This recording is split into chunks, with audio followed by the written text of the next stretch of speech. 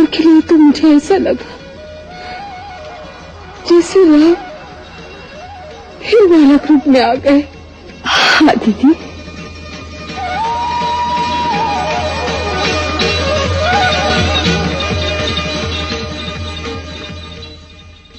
हम दोनों भगवान श्री वाल्मीकि के शिष्य लव और कुश महाराज श्री राम और समस्त गुरुजनों को प्रणाम करते हैं।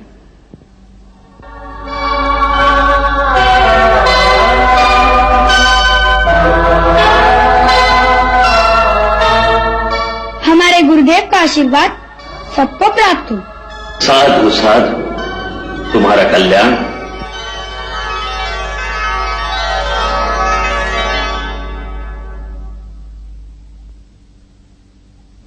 महाराज, हम आपकी आज्ञानुसार सभा में आ गए हैं।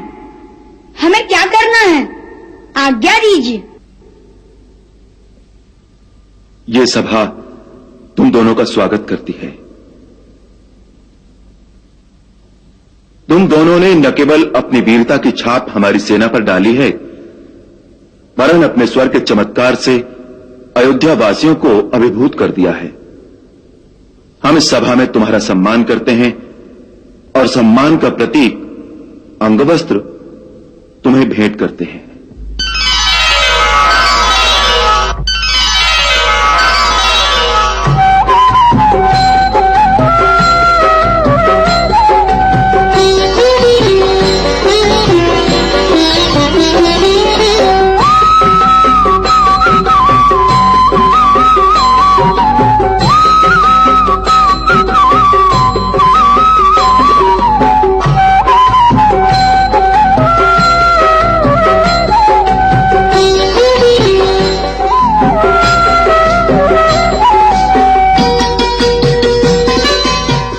अब हमारी प्रार्थना है कि आप दोनों आसन ग्रहण करें और अपने गुरु की रची हुई कथा से इस सभा के श्रोताओं को अनुग्रहित करें।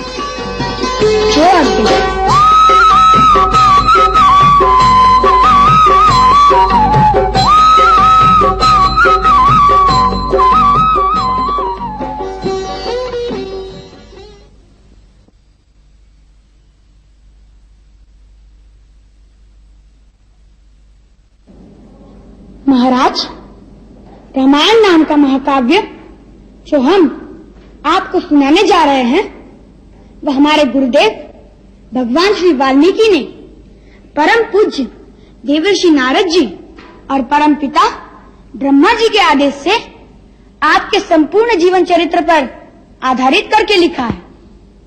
उन्होंने ही इसे संगीतबद्ध भी किया है। महाराज, इस महाकाव्य में जो कुछ हो चुका है और आगे जो कुछ भी होने वाला है, वह आपका सारा जीवन वृत्तांत हमारे त्रिकालदर्शी गुरुदेव ने पहले से ही देखकर लिख दिया है।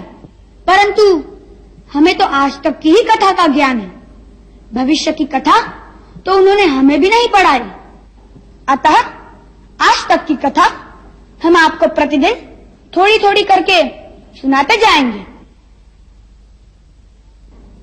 अब यदि आपकी और समस्त गुरुजनों की आज्ञा हो तो हम कथा सुनाना आरंभ कर दें। यदि गुरुदेव की आज्ञा हो। अवश्य, हमारा आशीर्वाद है। महर्षि वाल्मीकि द्वारा रचित ये कथा सुनने और सुनाने वाले दोनों के लिए कल्याणकारी हो। ओम श्री महागणाधिपतये नमः। ओम श्री उमा महेश्वराभ्यां नमः।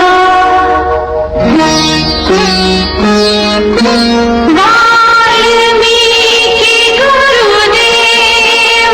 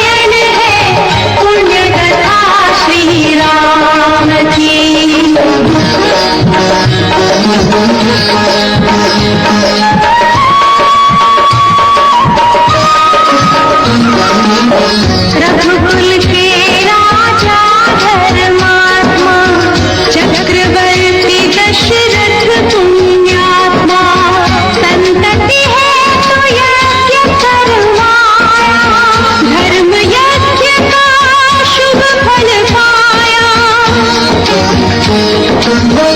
घर जन्मी धार कुमारा रघुकुल दीप जगत आधारा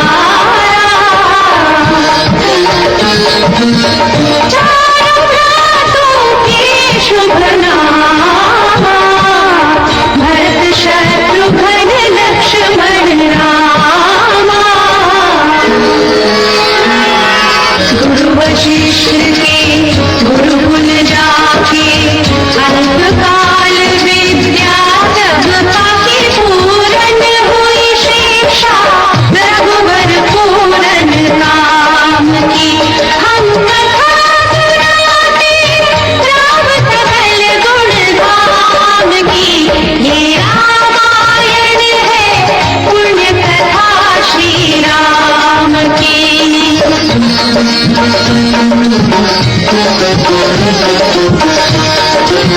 मृदु स्वर कोमल भावना रोचक प्रस्तुति ढंग एक एक कर वर्णन करें लव कुश राम प्रसंग विश्वामित्र महामुनि राई जिनके संग चले दो भाई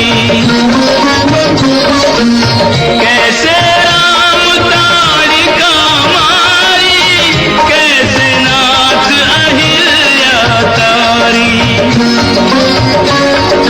मुनिवर विश्वामित्र तब संग ले लक्ष्मण राम सिया स्वयंवर देखने पहुँचे मिथिला धाम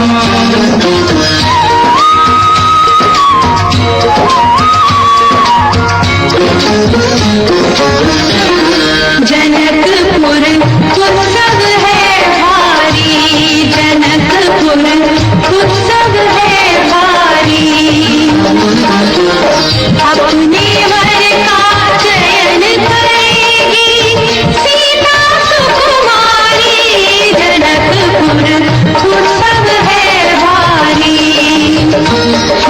जनक राधिका कठिन कर सुनो सुनो सब कोई जो तोड़े शिव धनुष को तो सीतापति हो कुतुरी शिव धनुष कठोर की दृष्टि राम की ओर राम विनय गुण के अवतार गुरुवर की आज्ञा सिरधार सहज भाव से शिव धनु तोड़ा जनक सुता तंग नाता जोड़ा रघुवर जैसा और न कोई सीता की समता नहीं होई तो करे पराजित कांति कोटि रति कामति हम कथा सुनाते राम सकल गुण धाम की ये रामायण है पुण्य कथा सिया राम की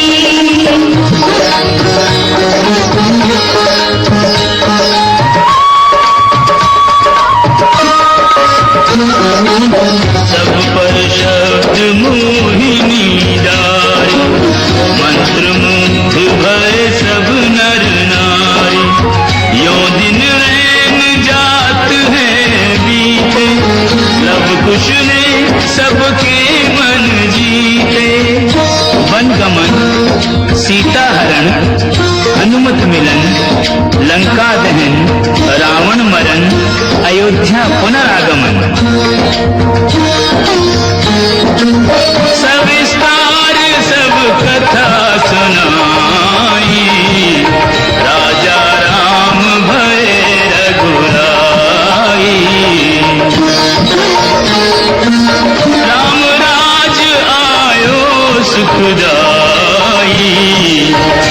समृद्धि श्री घर घर आई।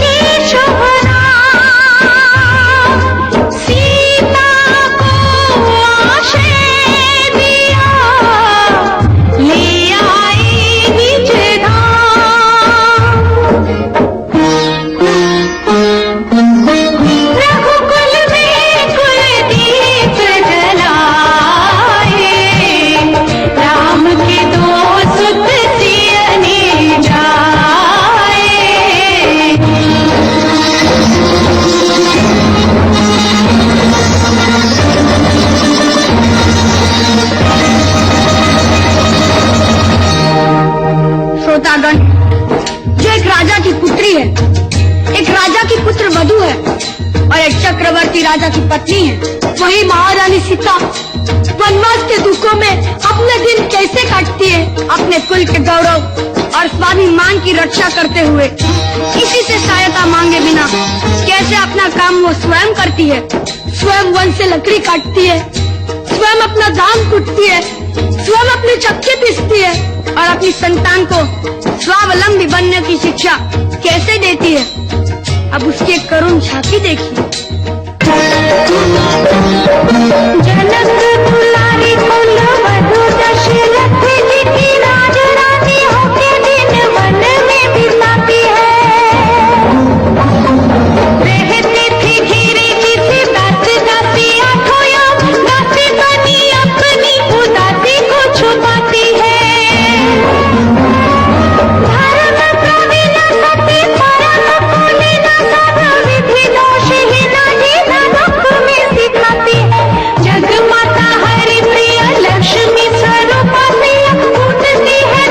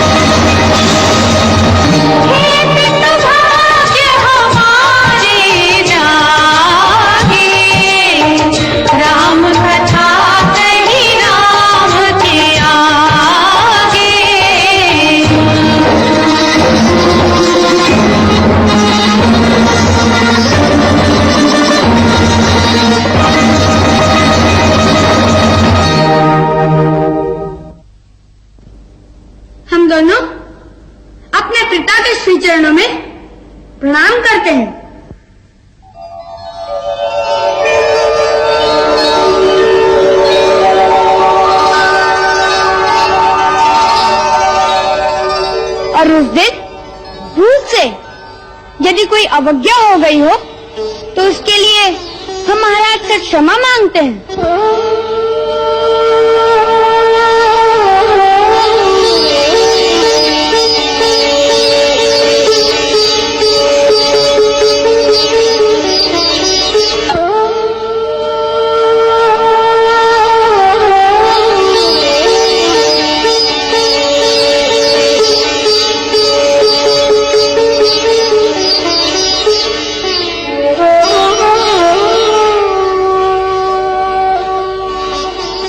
आप दोनों कहना चाहते हैं कि आप हमारे पुत्र हैं? जी महाराज। इसका प्रमाण?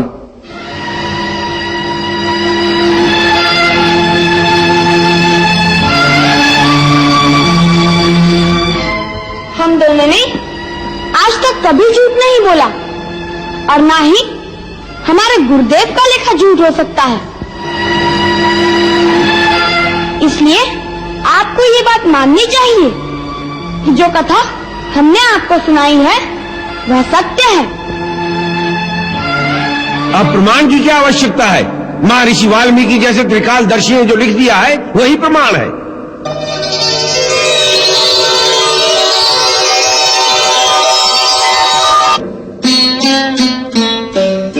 अब भी उनसे प्रमाण मांगना अत्याचार है। अग्नि परीक्षा से बड़ा प्रमाण क्या हो सकता है? और वो ये प्रमाण दे चुकी है, परंतु वो अयोध्या वासियों ने नहीं देखी।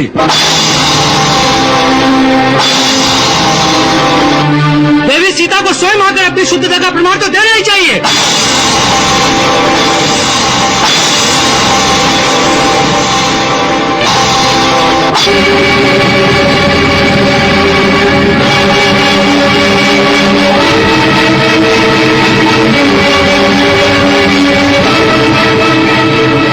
एक बार प्रजा के सामने आकर अपने मुंह से जो कह देगी हम मान लेंगे। ये अन्याय है, ये अत्याचार है, क्या ये धर्माचार है? ये धर्माचार है, ये अत्याचार है, ये धर्माचार है, ये अत्याचार है। ये अन्याय है, ये अत्याचार है, क्या ये धर्माचार है? इसका निर्णय कौन करेगा?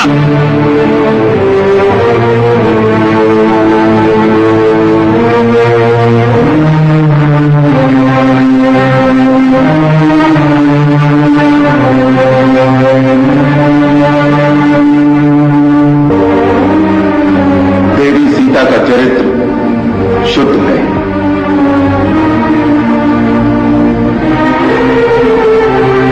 उनमें किसी प्रकार का कोई पाप नहीं है।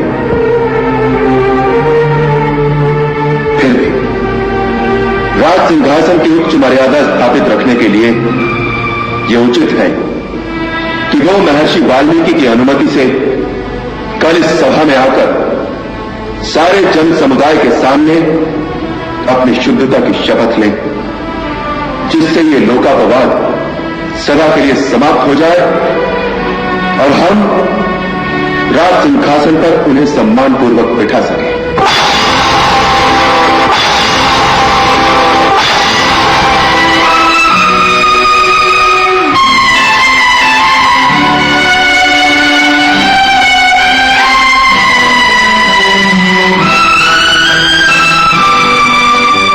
आप सभी पूज्यपाद ऋषिगण अपने शिष्यों सहित सभा में पधारे।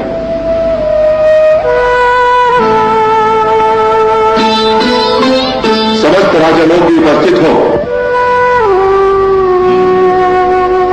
और भी जो कोई देवी सीता की शपथ सुनना चाहे वो कल इस सभा में आए, जिससे सभी लोग एकत्रित होकर सीता का शपथ ग्रहण देखें।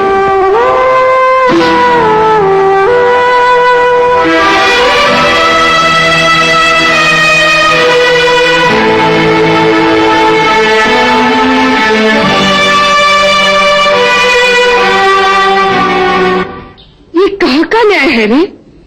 स्त्री होने का इतना बड़ा दंड?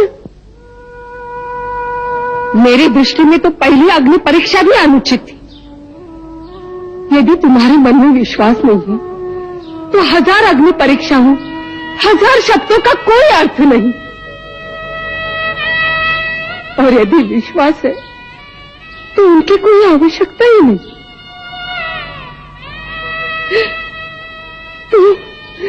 तू कितना कठोर है रे। तेरे पुत्र, तेरे कलेजे के टुकड़े तेरे सामने खड़े तुम्हें पिता कहकर पुकार रहे हैं और तू उन्हें जाकर अपने कलेजे से भी नहीं लगा सका, उनसे प्रमाण मांगने लगा। तेरा जी नहीं किया कि उन्हें उठाकर अपनी गोद में बिठा ले। किया था। तो फिर क्यों चुपचाप सिंहासन पर बैठा रहा?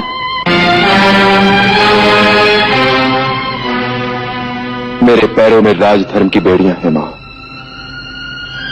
आप एक राजा की विवशता तो समझिए कि मन में सीता की पवित्रता और अनन्य प्रेम पर पूर्ण विश्वास होते हुए मैं जीवन भर उसी की भांति धरती पर सो सकता हूं, उसी की भांति सन्यासी का जीवन बिता सकता हूं, परंतु प्रजा में एक भी अपवाद जब तक बाकी है उसका हाथ पकड़कर उसे राज सिंहासन पर नहीं बिठा सकता।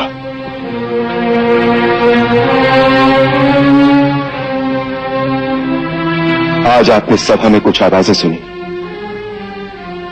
राज्य में ऐसी और भी कई आवाजें होंगी। इसीलिए मैंने वो निर्णय लिया कि यदि सीता प्रजा के सामने सभा में अपनी पवित्रता की शपथ ग्रहण कर ले तो फिर प्रजा में कोई विरोधी आवाज नहीं रह जाएगी।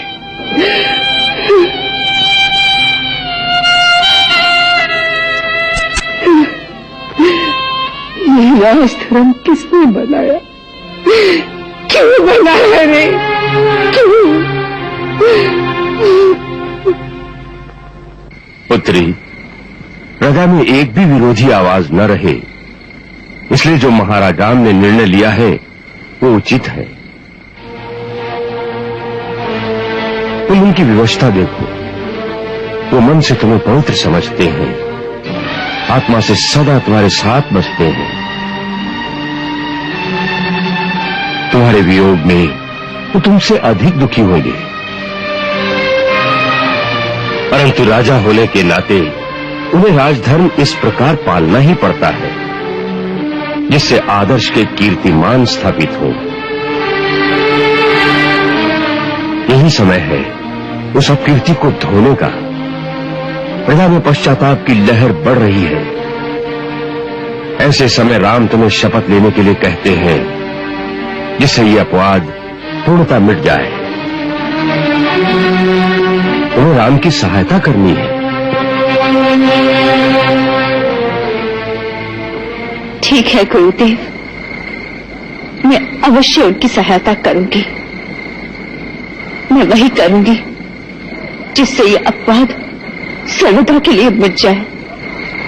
आप निश्चिंत रहिए, कल के पश्चात यदि ये अपवाद कभी नहीं होगा, कभी नहीं होगा।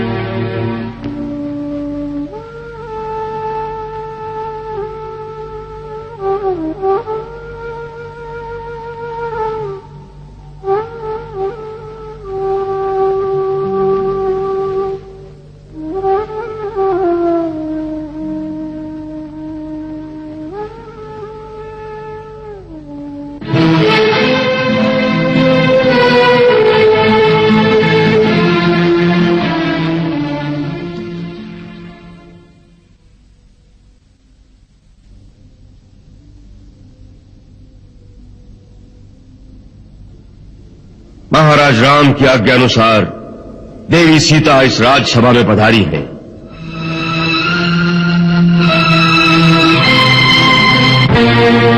हे दशरथ नंदन, ये सीता उत्तम व्रत का पालन करने वाली मेरी धर्मपुत्री है।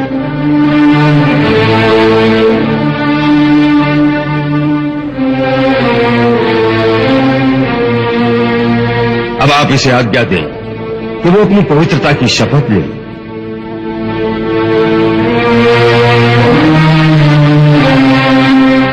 लोकापवाद से डरे हुए आपको वो अपनी शुद्धता का विश्वास अवश्य दिलाएगी, परंतु इससे पहले समस्त सभासद, गुरुजन, माताएं और आकाश में स्थित देवता मेरी एक बात सुन ले। मैं प्रचेता का 10वां पुत्र वाल्मीकि हूं। मेरे मुंह से अभी तक कभी कोई झूठ नहीं निकला और मैं इस सभा में प्रमाण पूर्वक कहता हूं कि ये दोनों आप ही के पुत्र हैं।